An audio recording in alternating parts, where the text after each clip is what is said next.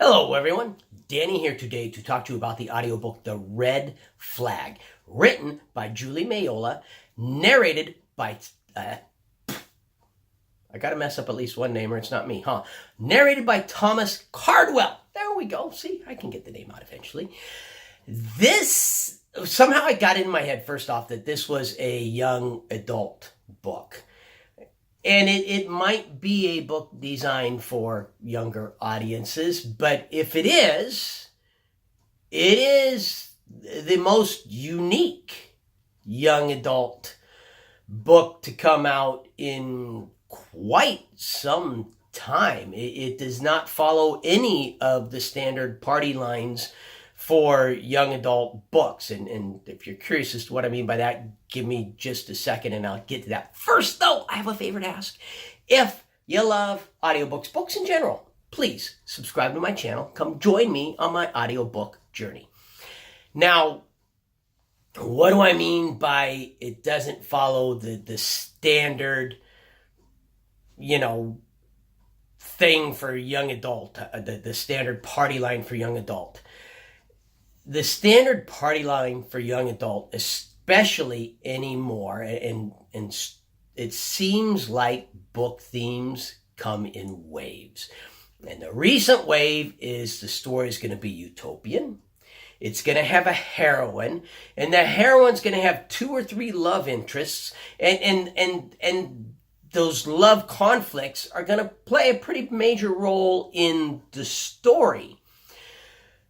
Red Flag, definitely not utopian. In fact, my understanding from the author is that it is a historical fiction. Not a historical fiction in the sense that she picked a character from history and wrote about that character. This is a character that she made up, but rather that she was historically accurate with everything that happened to this character and in this character's life. It accurately fit the times that were there.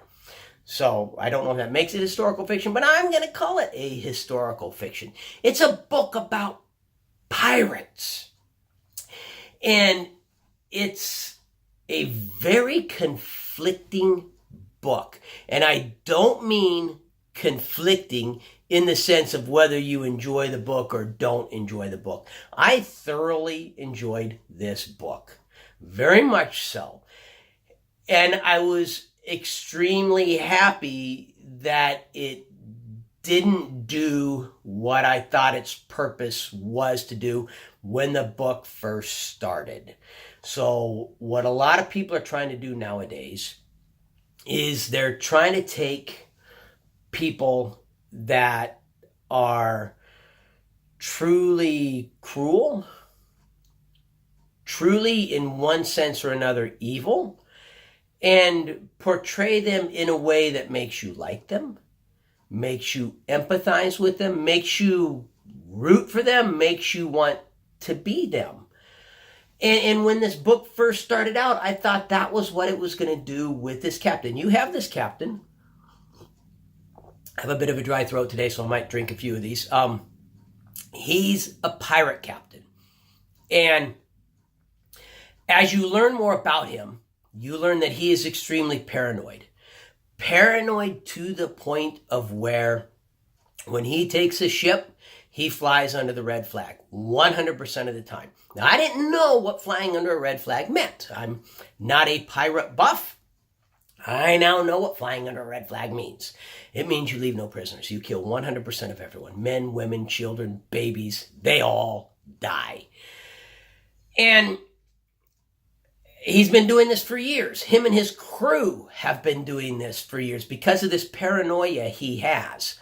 And you'll have to listen to the book if you want to know how the paranoia causes him to kill absolutely everyone he comes across. In all his years of piracy, there have only been 2 people he has spared. One got drafted into the crew and is now their fiddler. And then one is 10-year-old Alice Bradford. And she's the one that this story kind of centers around. Her and Captain Boswell. It centers around the 2 of them. You have her captured and expecting to be killed, and the crew expects the captain to kill her. And then for some strange reason, the captain doesn't immediately kill her. He's going to kill her. He has every intention of killing this little 10-year-old girl, but he wants someone to talk to. So he keeps her alive for a little bit to talk to her. And then somewhere along the line ends up deciding to just keep her alive and not to kill her. And you find out when that turning point was for him.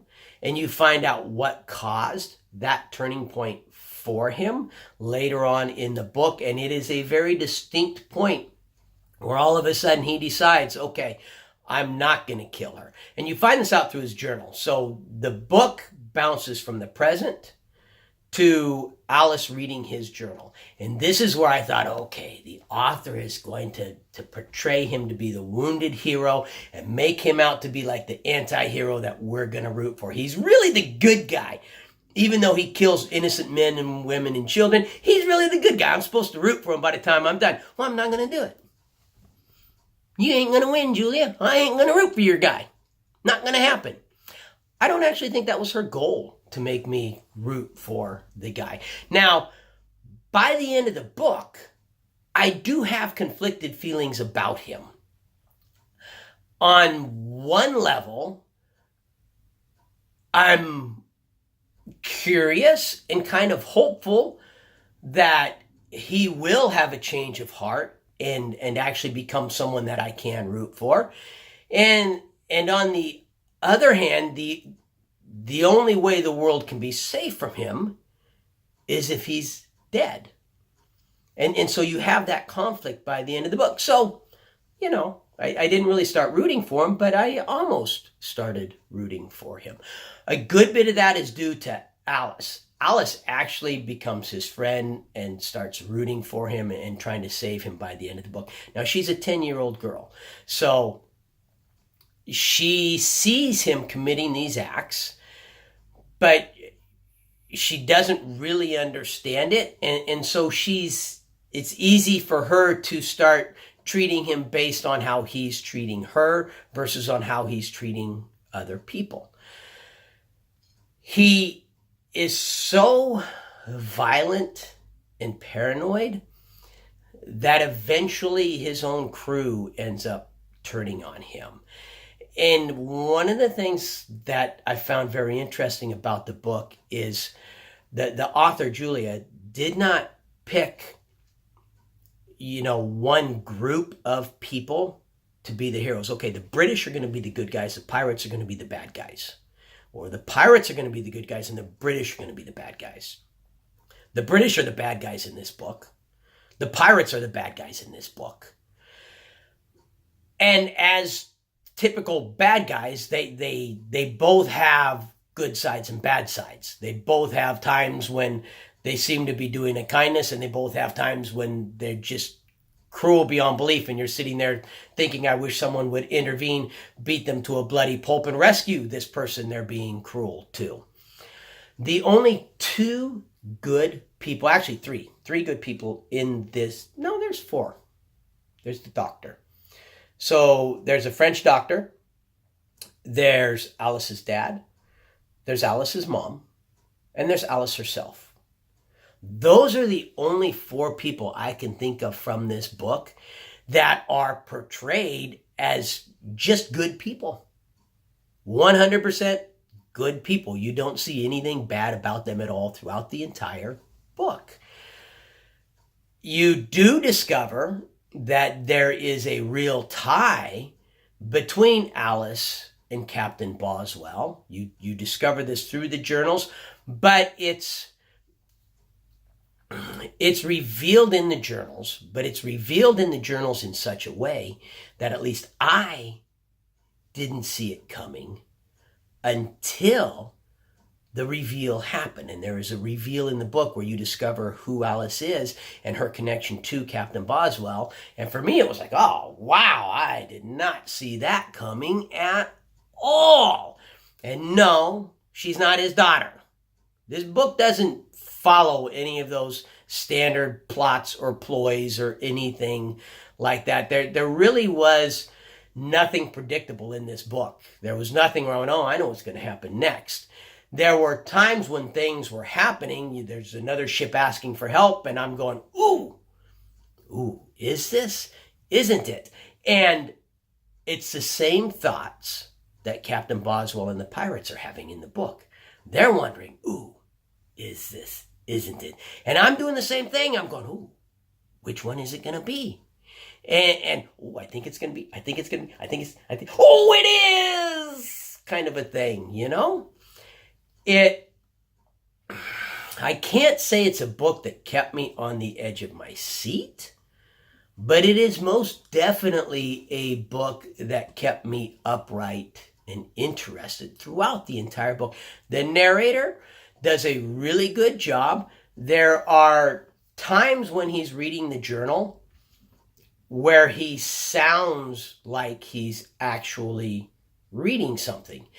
And that's okay, because the character Alice is supposed to be reading a journal.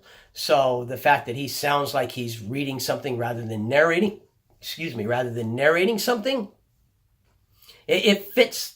He may have even been doing it on purpose. I mean, it fits that well.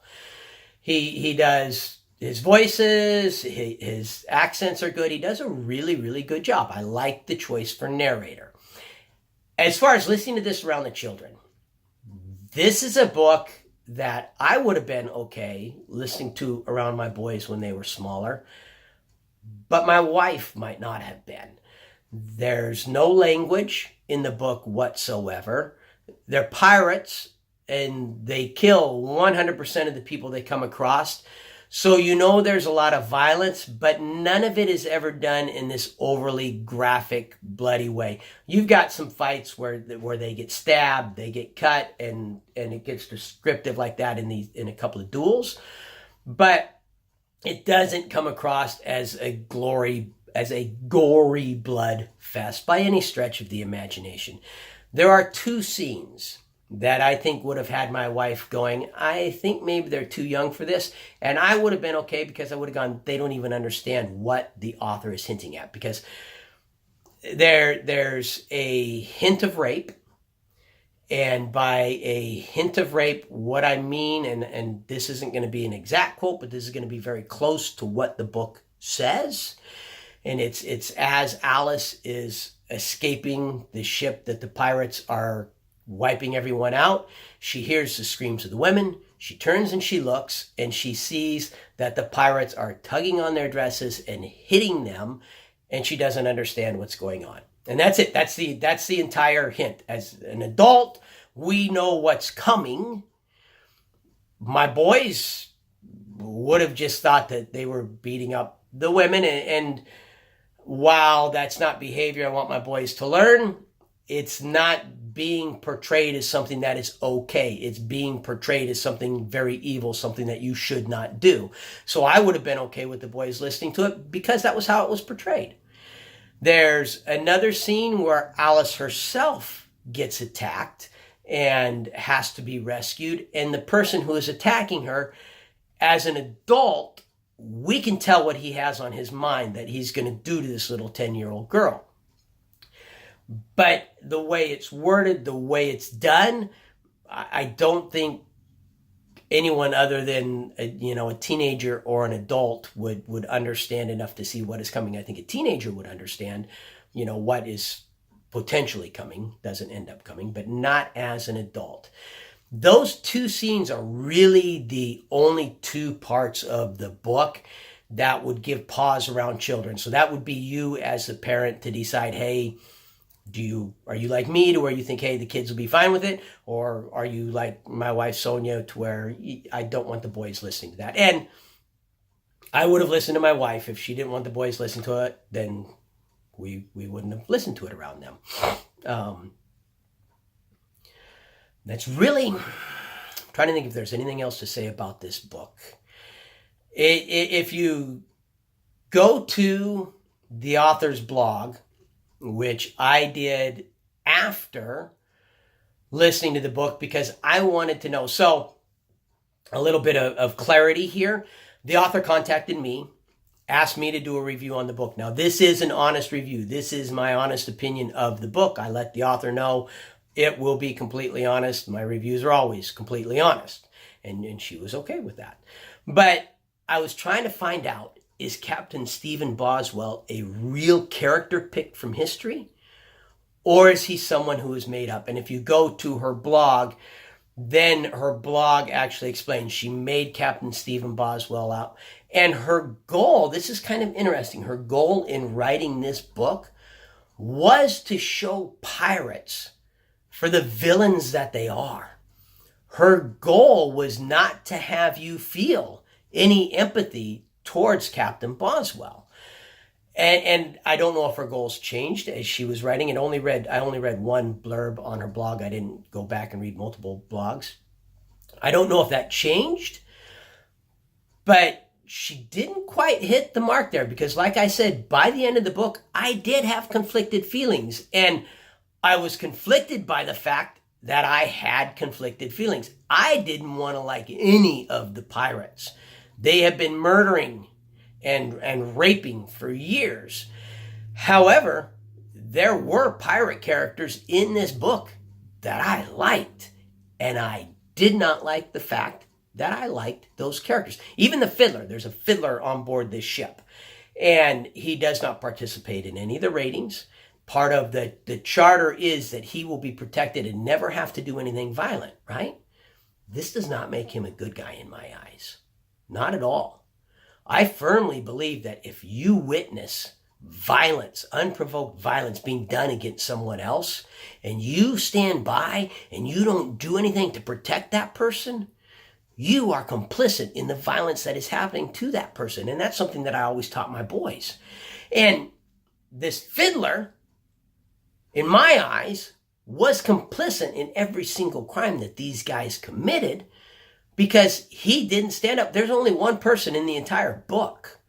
Whoever stands up and says, hey, what you're doing is evil. You're wrong. You need to stop. And that was Alice. She was the only person with the courage to stand up and do that.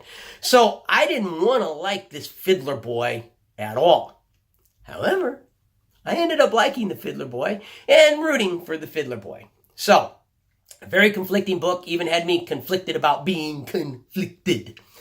If you like this video, please hit the like button. If you like my channel, subscribe. Turn on notifications.